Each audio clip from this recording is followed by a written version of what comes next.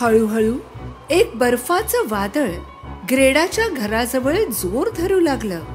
बर्फाचे कण त्याच्याकडेच सरकत होते. बाहेर काय होतंय हे पाहायला केने खिडकी उघडली. तेव्हाच ग्रेडा ओरडली, के. पण उशीर झाला होता. हा, माझे डोळे, काहीतरी गेलं माझ्या डोळ्यात. आई ग, इकडे सुद्धा लागलं. आणि तेव्हाच बर्फाच्या कणांनी स्नो क्वीनचं काम करून टाकलं होतं. त्याच्या डोळ्यांना आणि हृदयाला जखम झाली होती आणि के बदलला होता.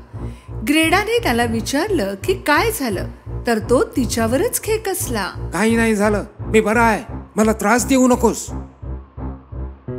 केने ग्रेडाशी उद्धटपणे बोलण्याची ही पहिलीच वेळ होती. ग्रेडाला काही कळत नव्हतं की तो असा का वागू लागला.